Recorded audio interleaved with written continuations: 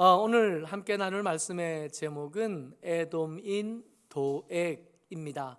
우리가 지난주에 시편 51편을 함께 나누면서 시편 51편을 제대로 읽으려면 그 위쪽에 있는 색깔이 다른 글씨를 먼저 읽어야 그 배경을 이해할 수 있다 그랬습니다. 모든 시편이 다 그런 건 아닌데 오늘 읽었던 52편도 표제가 굉장히 중요하고 그 표제의 배경 속에서 시편 52편을 읽어야 이 뜻을 성경이 요구하는 대로 제대로 읽어낼 수 있습니다. 먼저 표제부터 한번 같이 읽어보지요. 시작.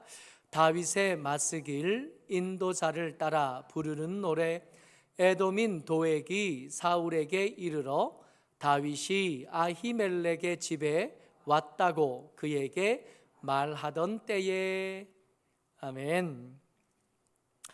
이 시의 배경은 에돔인 도액이 사울에게 다윗이 도망가면서 제사장 아히멜렉의 집에 들렸었습니다 하고 말하던 것을 배경으로 쓰여졌답니다. 사울은 다윗을 죽이고 싶어 했었습니다. 근데 아들 요나단이, 왕자 요나단이 다윗을 너무 좋아하는 거예요. 그래서 죽일 기회를 여러모로 이렇게 살피다가 기회를 잡았다고 여겨서 오늘 기필코 다윗을 죽여야지 하던 그날에 요나단 때문에 다윗을 죽이지 못하고 놓쳐버리게 됩니다. 놓쳤는데 그리고 이제 다윗의 소식이 들리지 않고 시간이 오래 지난 거예요. 시간이 한참 지나고 난 다음에 왕 사울도 이제는 마음이 좀 편안해져 있다가 갑자기 다윗의 소식이 들려왔던 겁니다. 사무엘상 22장 6절 말씀이요. 같이 한번 읽죠. 시작. 사울이 다윗과 그와 함께 있는 사람들이 나타났다 함을 들으니라. 처음에 이 다윗이 요나단 덕에, 왕자 요나단 덕분에 겨우 목숨을 구해서 도망갈 때만 해도 그는 세력이 없었어요. 그냥 혼자 있었습니다. 신하들이 아마 생각할 때 이 사울이 다윗을 죽이려고 하는 것은 너무 과하다, 사위 아니냐, 사위. 그 사위를 왜 그렇게 못 죽여서 안달인가. 아마도 사울이 지금 귀신 들려 있으니까, 미쳐 있으니까, 미쳐서 저렇게거니 생각을 하고 있었던 겁니다. 근데 그러다가 뜸하던, 소식이 들리지 않던 다윗의 소식이 들려왔는데 다윗에게 400명이나 되는 세력이 생겼다 한 소식이 들려온 거예요. 무슨 일이 있었냐 하면 다윗이 사울의 공격, 사울의 음모를 피해서 겨우 도망나면서 여러 가지 과정을 거치는데 제일 먼저 어디를 가냐 하면 제사장 아히멜렉의 집에 찾아갑니다. 제사장들이 놉이라고 하는 땅에 모여 살고 있었는데 거기에 들려서 칼도 한 자루 얻고 떡도 좀 얻어먹고 힘을 얻은 다음에 제일 먼저 간 곳이 블레셋 사람들의 땅 가드라고 하는 곳에 왕 아기스를 만나러 가요.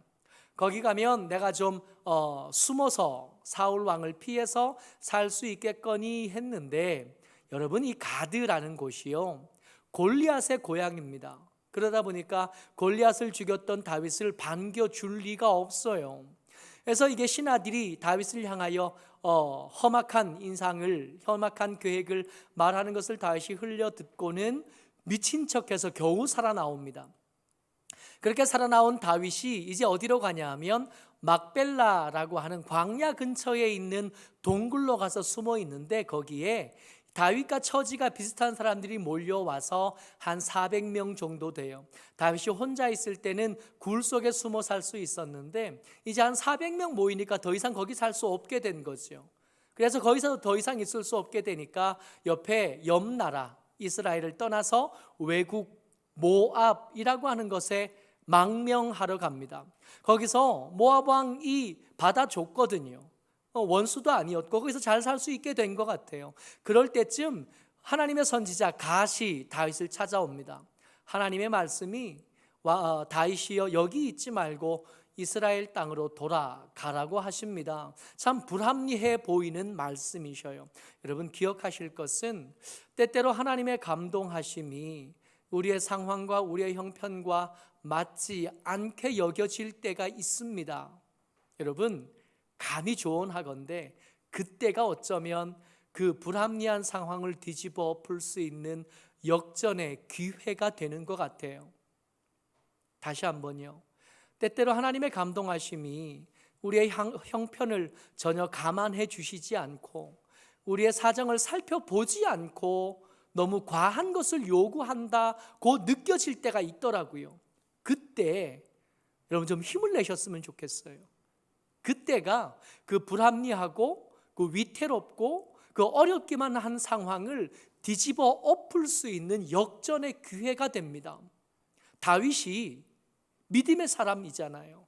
다윗의 흠이 많은데 그럼에도 불구하고 다윗이 대단한 것은 선지자 갓의 말에 이 사람이 순종했다는 겁니다. 먹을 것을 쉽게 얻을 수 있고 다윗의 칼을 막아줄 수 있는 방패가 있는 곳 모압 땅에서 나와서 먹을 것도 구할 수 없고 또 안전하지도 않은 이스라엘 땅으로 다시 돌아와요. 거기 지명이 성경은 헤렛 수풀이라고 말씀하시는데 그 헤렛 수풀에서 이 다윗이 400명하고 함께 사니까 소식이 들릴 수밖에 없잖아요. 아무리 귀가 어두워도 다윗이 세력 400명과 함께 헤렛 숲을 어딘가에 있습니다 하는 소식이 다 이 사울 왕에게 들려진 겁니다. 그러고 나니까 사울이 화가 나죠. 기가 막히잖아요. 다윗을 놓친 것은 요나단 때문이라고 말하지만 그렇게 생각할 수 있지만 여러분, 다윗이 도망간 지 시간이 꽤 지났어요. 시간이 꽤 지나는 동안 그가 세력을 만들었습니다. 400명이 작은 숫자는 아니잖아요. 그 400명이 몰려다니는데 한없이 숨겨질 수만은 없지 않겠어요? 이렇게든 저렇게든 소식이 들려왔어야 되는데 그동안 소식이 한 번도 안 들려왔던 겁니다. 사울이 기가 막히고 화가 나서 신하들을 다 불러 모았습니다. 그리고 회의가 진행되는데 사울의 분노가 신하들에게 쏟아지기 시작합니다. 사무엘상 22장 8절 말씀이요. 같이 읽습니다. 시작. 너희가 다 공모하여 나를 대적하며 내 아들이 이새의 아들과 맹약하였으되 내게 고발하는 자가 하나도 없고 나를 위하여 슬퍼하거나 내 아들이 내 신하를 선동하여 오늘이라도 매복하였다가 나를 치려 하는 것을 내게 알리는 자가 하나도 없도다. 여러분, 왕의 입장에서 생각해 보면 이거 화날만 하지 않아요? 지금 왕이 아들 요나단이 내 편을 들어주지 않는 것만 해도 화가 나 죽겠는데 이제는 그렇게 많은 세력이 모였음에도 불구하고 그 정보가 하나도 들려오지 않은 것을 보니까 아마도 요나단 외에 내 신하들 중에도 다윗의 편을 들고 다윗과 뜻이 같이 된 사람들이 있지 않겠나 하는 합리적인 의심이 생겨난 겁니다. 그럴만 하잖아요. 처음에 다윗을 경쟁자로 여길 때만 해도 그 사위를 경쟁자로 여길 때만 해도 사울이 미쳐서 그래 생각했을 수 있었지만 이미 세력이 생긴 다윗의 위협은 이제 다르게 생긴 거죠. 여러분, 400명이 그리고 그 400명의 면면을 우리가 알거든요. 그 안에 다윗의 3명의 용사들 600명하고 싸우는 사람들이 그 속에 끼어 있고요. 적진을 뚫고 가서 물도 올 수 있는 사람들이 그 400명 속에 끼어 있거든요. 다윗의 유명한 3명의 장군들 30명의 용사들이 그 400명 안에 있는 거예요. 결코 만만하게 볼 숫자가 아니고 결코 쉽게 생각할 만한 세력이 아닌 겁니다. 사울의 의심이 힘을 얻기 시작하고 사울의 분노에 동조할 수 있게 된 거죠. 사울이 화가 났습니다. 그렇게 사울이 화가 난 그때에 그 자리에 누가 있냐 하면 에돔 사람 도액이 그 가운데 있어요. 도액이 생각합니다. 지금 이 왕이 분노해 있는 이 지금 이때가 어쩌면 내게는 기회이겠다 하고 생각하는 도액이라고 하는 사람이 등장을 한 겁니다. 오늘은 이 도액이라는 사람 이야기를 나누면서 믿음이 뭔가, 어떻게 해야 우리가 이 얄팍한 음모가 판을 치는 세상에서 나도 지키고 내 가정도 지키고 내 믿음도 지켜낼 수 있겠나 하는 이야기를 좀 해보려고 합니다. 먼저 이 도액이 누군가를 먼저 살펴야겠는데, 사무엘상 21장 7절에 이 도액은 처음 등장하고 사무엘상 22장 외에 오늘 시편 외에는 도액은 그렇게 많이 등장하는 사람이 아니에요. 도액을 향한 최소한의 정보가 사무엘상 21장 7절에 등장합니다. 같이요. 시작. 그날 사울의 신하 한 사람이 여호와 앞에 머물러 있었는데 그는 도액이라 이름하는 에돔 사람이요 사울의 목자 장이었더라. 아멘. 여러분, 도액은 에돔 사람이래요. 여러분, 에돔 사람인데도 그는 왕의 회의에, 왕의 신하들이 모이는 회의에 참석할 수 있을 만큼 꽤 낮지 않은, 꽤 높은 지위를 가졌던 사람입니다. 여러분, 이스라엘 백성들이 어떤 사람들이 우리 사람들인지 우리가 익히 잘 알잖아요. 이스라엘 사람들의 사회는 굉장히 폐쇄적인 사회입니다. 외부 사람들이, 이방인이 이 이스라엘 사람들 속에 끼어서 편안히 살기가 그렇게 쉽지 않아요. 혈통이 하나로 되어 있는 거예요. 그러고 보면 우리나라에 사는 외국인들도 살기가 참 불편한 나라들 중에 하나입니다. 왜냐하면 우리나라 사람들이 표시가 너무 잘 나요. 어디 가다 보면 외국 사람들은 못 알아본다 그러지만 우리는 우리나라 사람과 일본 사람을 구분할 수 있잖아요. 그렇지 않아요? 우리는 저기 서양 사람들은 구분이 안 된다 그러지만 왜 우리나라 사람들이 왜 서양에 이렇게 여행을 가면 우리 보고 중국 사람이냐 일본 사람이냐 그도 저도 아니라 그러면 한국에서 왔나 뭐 이렇게 묻는 거거든요. 근데 우리는 알잖아요. 우리는 이렇게 보면 중국 사람, 일본 사람, 한국 사람 우리는 구분이 되거든요. 외국 사람들이 우리나라 사람들 사이에 끼어 있으면 표시가 이렇게 나요. 우리나라 같은 그런 사회가 이스라엘 백성들이 꼭 그런 사회입니다. 같은 혈통으로 되어 있어요. 다른 사람들이 이렇게 끼어 있으면 표시가 날 수밖에 없어요. 그리고 이방인들을 대한 유대인들, 이 이스라엘 사람들의 배척은 우리가 생각하는 것보다 훨씬 더 큽니다.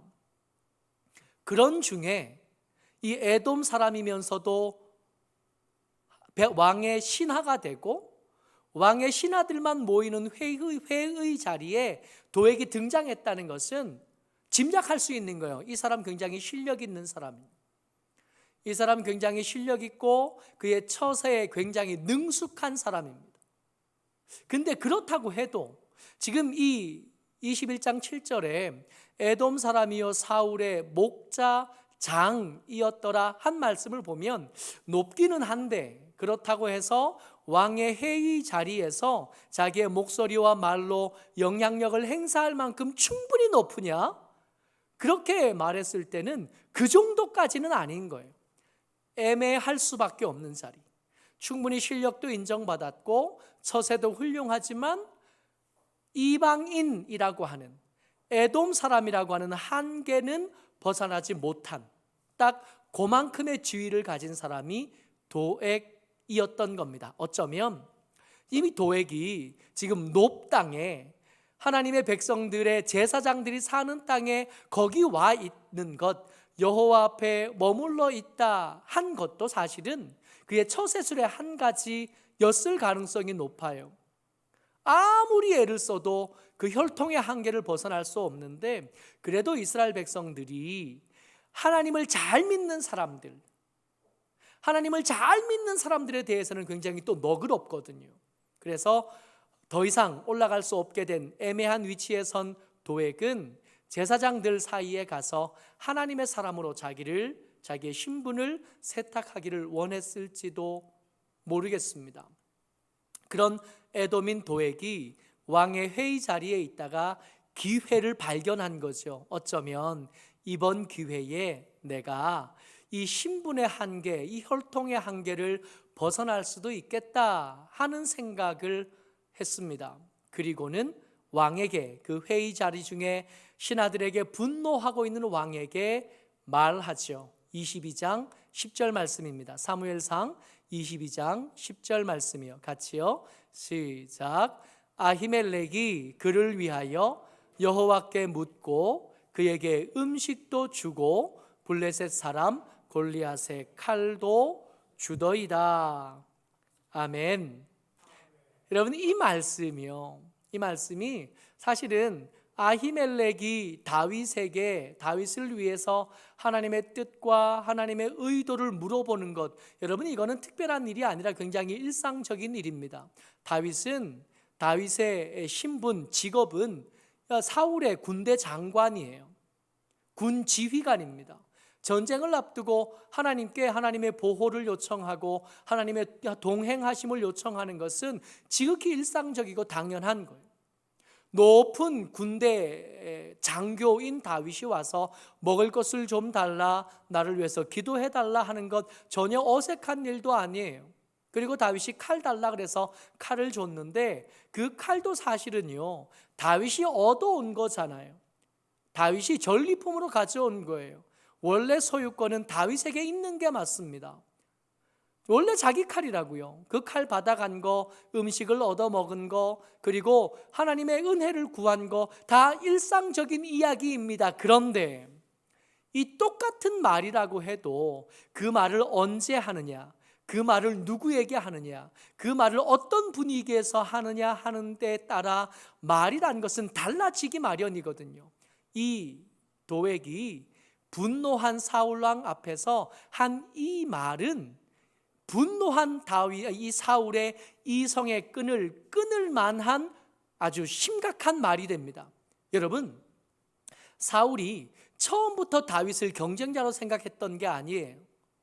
처음 사울은 어린 다윗이 내가 여호와의 이름을 가지고 저 할례 없는 자를 맞서 싸우겠습니다.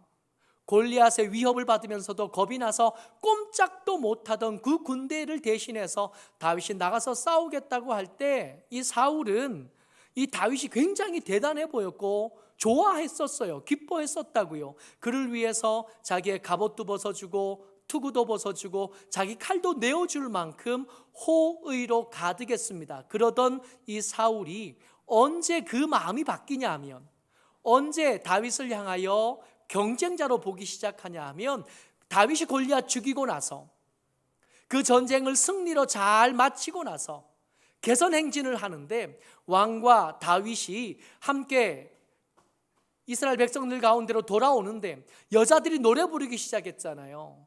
사울은 천천히요, 다윗은 만만이라. 근데 성경이 그 장면을 이렇게 기록하면서 이 여자들의 노래가 끝난 그 바로 다음 절에 그 후로부터 사울이 다윗을 주목하여 보더라 하고 써놓습니다. 그러니까 이 사울에게 골리앗의 칼은 어떤 의미냐 하면, 더 이상 다윗이 내 동력자나 내 부하가 아니라 언젠가는 내 자리를 위협할 만한 경쟁자가 될 수 있겠다. 그 이유가 되는 것이 골리앗의 칼이에요. 도액은 실력이 있는 사람이고 똑똑한 사람입니다. 도액은 사울이 이렇게 반응할 거라는 것을 알고 있었어요. 그래서 시편 52편에서는 이 도액이 왕에게 찾아가서 아히멜렉이 다윗을 위해서 떡도 주고 기도도 해주고 골리앗의 칼도 주었습니다 라고 말한 그 장면에 대해서 시편 52편은 뭐라고 묘사하냐 하면 52편 2절 말씀입니다. 같이요. 시작. 내 혀가 심한 악을 꾀하여 날카로운 삭도같이 간사를 행하는도다. 거짓말은 하나도 들어가지 않았어요. 지금 도액이 말한 것에 전부 다 팩트입니다. 다 사실이에요. 그러나 그 말하는 타이밍, 말하는 의도, 그리고 억양에는 간사가 가득했던 겁니다. 여러분, 간사함이라는 단어는 속에 다른 의도가 있다라는 뜻이에요. 겉으로 들리는 소리와 속에 숨겨진 생각이 다르다 할 때 간사하다 그래요. 지금 도액이 한 말은 간사한 말인 겁니다. 52편 4절에서 이것을 다시 한번 확인하는데 같이요, 시작. 간사한 혀여, 너는 남을 해치는 모든 말을 좋아하는도다. 내가 지금 이 상황에서 분노한 다윗에게, 사울에게 골리앗의 칼을 강한 어조로 큰 목소리로 말하면 저거 귀신에 쓰여가지고 정신도 약한 사울은 그 이성의 끈을 놓치게 될 거라는 것을 도액은 짐작하고 있었고 생각하고 있었고 그 의도를 숨긴 채로 교묘하게 말한 겁니다. 그래서 도액의 그 말에 대해서 시편은 이것은 간사한 혀입니다. 시편은 도액의 그 말에 대해서 이것은 의도를 숨긴 잔인한 말입니다 라고 시편은 표현한 겁니다. 에돔인 도액의 의도대로 생각했던 것대로 그 간사하고 잔인한 계획대로 됩니다. 사울이 이성의 끈이 끊어져요. 더 이상 선을 지킬 수 없고 선을 넘어버립니다. 그래서 너무 일상적인 일들을 하면서 다윗을 접대하고 다윗을 위해서 기도하고 칼도 내어줬던 엘리 이 아히멜렉을 불러다가 그를 죽이기로 결정하는 거예요. 22장 16절 말씀입니다. 같이요, 시작. 왕이 이르되 아히멜렉아, 내가 반드시 죽을 것이요 너와 내 아비의 온 집도 그러하리라. 여러분, 사울이 막 가는 사람이기도 하고 미친 사람이기도 하고 정상은 아니기는 하지만 적어도 이 정도는 아니거든요. 제사장을 함부로 죽일 만큼 그렇게 막대 먹은 사람은 아니거든요. 그런데 간사한 혀를 가진 도액의 말에 속은 겁니다. 도액의 숨겨진 잔인한 의도에 넘어간 거예요. 여러분, 사울이 미처 발광하면서 아히멜렉 불러다 죽이라 그러는데, 여러분, 이스라엘 백성들이, 이스라엘 사람들이 아무리 사울의 신하라 그래도 하나님의 사람 제사장을 죽이는 일을 누가 좋아하겠나요? 그 일을 누가 그렇게 쉽고 만만하게 할 수 있겠습니까? 이게 잘 안 될 거라는 걸 도액은 너무 잘 알아요. 이 사울이 화가 나서 아히멜렉을 죽이라 그러는데, 그리고 아히멜렉의 집에 가서 그 동네에 사는 그의 친척들, 아들들, 딸들, 젖 먹이는 아이와 그 엄마들, 그 마을에 있는 양과 소와 가축들 한 마리도 남기지 말고 다 죽여라 명령하지만, 여러분, 하나님의 사람들이 그걸 제대로 할 수 없을 수밖에 없어요. 꺼리낌이 될 수밖에 없습니다. 그래서 신하들은 이 명령을 잘 머뭇머뭇거리면서 잘 안 들어요. 22장 17절 말씀이요, 시작. 왕의 신하들이 손을 들어 여호와의 제사장들 죽이기를 싫어한지라.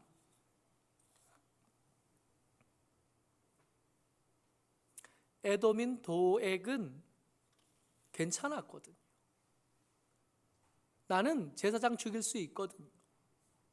나는 내 성공을 위해서라면 제사장을 죽이는 것, 그의 젖먹이 아들을 죽이는 것, 그 동네를 진멸하는 것에 나는 얼마든지 할 수 있습니다. 그래서 도액은 이 상황이 기회였다고 생각했고 그 기회를 잡은 겁니다. 아마도 이 시간이 지나면 도액의 직책은 목자들의 우두머리를 넘어서서 더 높은 지위를 가지게 될지도 모르겠습니다. 정말 그랬는지는 알 수 없어요. 도액 이야기는 여기까지밖에 안 나와요. 그 뒤에 도액이 어떻게 됐는지 나오지 않습니다. 다만 여러분 한번 생각해 보자고요. 도액의 입장에서 도액의 야망이 성공을 하면, 도액이 꿈을 이루면 어떻게 되는 거예요? 사울처럼 되는 거 아니겠어요? 지금 도액의 시선 안에 가장 높은 사람은 사울, 왕인 사울이잖아요. 그러니까 도액이 꿈을 이루면 누구처럼 되냐 하면 사울처럼 되는 겁니다. 그러면 우리가 살펴봐야 될 것 같아요. 사울처럼 되면 행복한가 말이에요.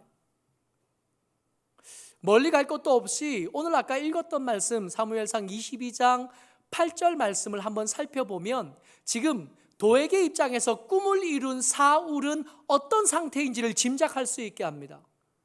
22장 8절에 보면 너희가 다 공모하여 나를 대적하며 내 아들이 이새의 아들과 맹약하였을 때, 무슨 얘기냐 하면 지금 사울은 그 아들 요나단과 다투고 있는 거예요. 요나단은 내 편이 아니라 누구 편입니까? 이새의 아들의 편인 거예요. 다윗의 편이에요. 그래서 계속 읽어보면 내게 고발하는 자가 하나도 없고 나를 위해서 슬퍼하거나 내 아들이 내 신하를 선동하여 오늘이라도 매복하였다가 나를 치려하는 것을 내게 알리는 자가 하나도 없도다. 오늘이라도 매복하였다가 나를 치려하는 것이 다윗입니까? 요나단입니까? 요나단이에요. 사울의 입장에서 지금 자기 생명을 위협하는 게 아들이에요. 아들. 요나단이 진짜 그런 의도를 가졌느냐 가지지 않았느냐는 중요하지 않아요. 사울이 그렇게 생각하고 있습니다. 그러니까 지금 사울의 상황은 어떠냐 하면, 지금 사울의 상태가 어떻게 되어 있냐 하면 아들하고 싸우고 있는 거예요. 실제로 그러냐? 실제는 안 그런데 사울은 그렇게 생각하고 있어요. 사울은 사위와 경쟁하고 있습니다. 왕위를 놓고. 그래서 다윗이 진짜로 사울의 장인어른의 왕위를 빼앗을 생각이 있느냐? 사실이 아니지만 사울은 그렇게 생각하고 있어요. 뿐만 아니라 사울은 지금 앞에 있는 신하들하고도 사이가 좋지 않아요. 어쩌면 사울은 이 신하들 중에도 요나단과 같은 생각을 하고 다윗과 같은 생각을 하는 사람들이 있다고 생각하고 있는 거예요. 그러니까 도액은 꿈을 이루고 싶은데 그 꿈을 이루기 위해서 제사장들 죽이는 일, 젖먹이 아이를 죽이는 일, 그 가축들을 죽이고 진멸하는 일에 대한 꺼리낌이 없어요. 뭐 되고 싶어서, 더 높은 자리를 얻고 싶고 더 성공하고 싶어서, 사울처럼 되고 싶어서 그렇게 미친 것처럼 사는데, 막상 그 꿈을 이룬다고 해도 사울의 그 꿈을 이룬 모델이 되는 사울의 모습은 왕이지만 아들 때문에 불안하고 사위 때문에 잠 못 들고 신하들을 의심하고 있는 상황이에요.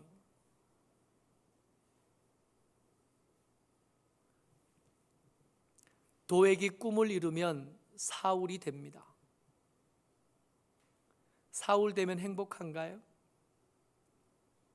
사울이 되면 내가 잘 살았어 할 수 있나요? 여러분, 도액이 꿈을 이루어서 사울처럼 되는 것은 확률이 굉장히 낮아요. 그렇지 않아요? 높은 자리에 아무나 가나요? 왕은 아무나 됩니까? 그 나라의 왕은 한 시대에 한 명밖에 없는 거 아니에요? 극악한 확률을 뚫고 성공해야 겨우 될 수 있는 게 사울인데, 그 사울이 돼도 저렇게 살 거면 그 인생 도대체 어떻게 되는 겁니까? 그래서 시편의 기자는 이 일을 두고, 이런 배경을 두고 의인들에게, 하나님의 사람 성도들에게 이렇게 권면합니다. 6절, 시편 52편 6절 말씀이요. 같이요. 시작.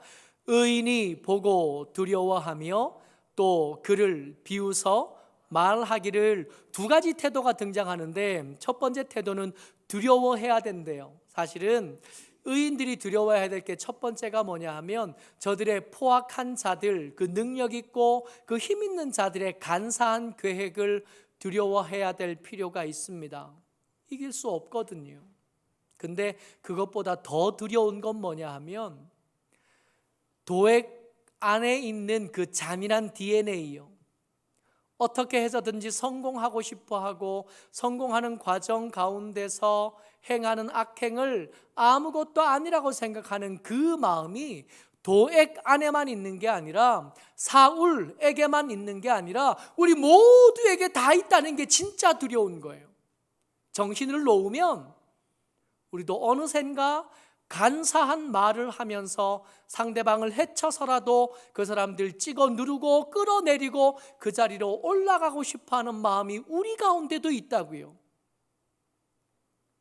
우리가 능력이 없어서 도액처럼 못 산 거지요. 우리도 만약 도액처럼 그렇게 그 순간에 머리 쓸 수 있고 순간에 그 간사한 계획들을 만들어낼 수 있었다면 우리도 얼마든지 도액처럼 잔인하고 도액처럼 성공이라면 옆에 사람 몇 죽이는 일 아무것도 아니게 여길 수 있는 사람들이라는 겁니다. 이 속에 위험한 것들을 우리가 품고 살아요. 이게 뛰쳐나올까 봐 두려운 거예요. 저들의 칼이 우리를 향하는 것도 두렵지만 더 두려운 것은 나도 여차하고 정신 놓고 아무 생각 없이 살다가 도액처럼 살게 될까 봐 두려운 거예요. 두 번째 태도가 비웃음입니다. 그렇게 살지는 못하지만 그렇게 빨리 얻은 그들의 성공, 고속도로처럼 순식간에 달려서 큰 부를 이루고 높은 자리를 차지한 그 사람들을 부러워하는 마음들을 우리 가운데 있거든. 저들 보면서 부럽다. 나도 저들처럼 됐으면, 나도 저들처럼 높은 자리 가고, 나도 저들처럼 그 과정이 어찌 됐든지 저들처럼 부자가 됐으면 하는 생각들, 부러워하는 눈으로 그들을 바라본다는 거. 그거 안 된다고요. 의인은 이 도액의 이야기를 들으면서 두 가지 태도를 가져야 됩니다. 첫 번째, 저들처럼 될 것을 두려워할 줄 알아야 되고, 저들처럼 사는 것을 부러워하는 것이 아니라 비웃을 줄 알아야 되는, 저들처럼 사는 것 대단한 것 아니다 라고 말할 줄 알아야 되는. 여러분, 이 포악한 자의 계획이 성할 때 그들의 일이 다 잘 될 것 같고 저들이 다 잘하는 것처럼 보이지만 여러분 속는 거예요. 52편 1절 말씀이에요. 같이요, 시작. 포악한 자여, 내가 어찌하여 악한 계획을 스스로 자랑하는가? 하나님의 인자하심은 항상 있도다. 이 포악한 자 도액의 계획이 완벽하게 성공하는 것처럼 보였지만 여러분, 이 놉 땅의 제사장이 다 죽은 것처럼 보이지만 그렇지 못했어요. 다 죽지 않았고 아히멜렉의 아들 아비아달이 살아남아서 계속 제사장의 계보는 이어졌고, 이 원수된 것, 이 잔인한 역사의 기록들은 시가 되어져서 다윗을 통해서 기록되어졌고 사람들에게 대해서 이게 전해져서 묵상되어지고 읽혀지고 있다고요. 저들의 계획은 언뜻 잘 되는 것처럼 보이지만 그렇지 않았습니다. 여호와의 인자하심이 저들의 잔인한 계획보다 더 강했고 더 든든했고 없는 것처럼 보였으나 반드시 그 속에 살아남아서 당신의 백성들을 지켜냈던 겁니다. 52편 8절 말씀이요, 시작. 그러나 나는 하나님의 집에 있는 푸른 감람나무 같음이요 하나님의 인자하심을 영원히 의지하리로다. 저 도액 같은 사람들의 그런 삶, 잘 나가는 것처럼 보이는 그런 사람을 두려운 눈으로 그리고 비웃으면서 바라보면서 이 시인은 뭐라고 말하냐면, 나는 하나님의 집에 있는 푸른 감람나무처럼 살겠습니다 그래요. 여러분, 이게 푸른 감람나무, 이 감람나무가 특별한 게 지중해 연안에서, 한번 눌러주시겠어요? 지중해 연안에서 제일 오래 사는 나무가 감람나무입니다. 눌러주세요. 감람나무는 예수님이 기도하셨던 그 감람 안에 그 감람나무도 마찬가지고, 이스라엘 백성들이 살아가는 이 지중해 연안에서 감람나무의 이미지가 어떠냐 하면 고목이에요. 그래서 혹시 성지 여행을 가시게 되면, 이스라엘에 가서 보게 되면 수많은 감람나무들을 보게 될 텐데, 그 나무의 특징이 뭐냐 하면 그냥 좀 큰 나무가 아니라 1000년씩 된 감람나무를 어렵지 않게 볼 수 있게 됩니다.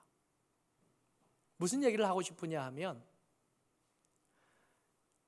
짧은 순간에 잘 되는 거 말고요, 지금 잔인한 계획을 만들어서 지금 잠깐 형통한 삶을 선택하지 말자고요.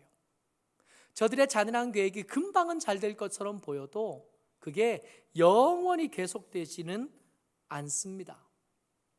늦게 자라는 것 같아도, 이게 금방 잘 되지 않고 금방 결과가 나타나지 않는 것처럼 보여도 감람나무처럼 천년을 버티는,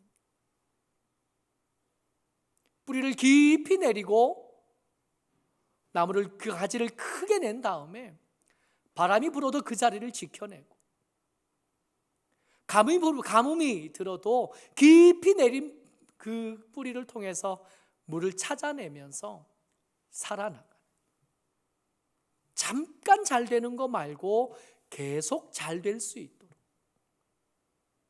어디서 찾는다고요?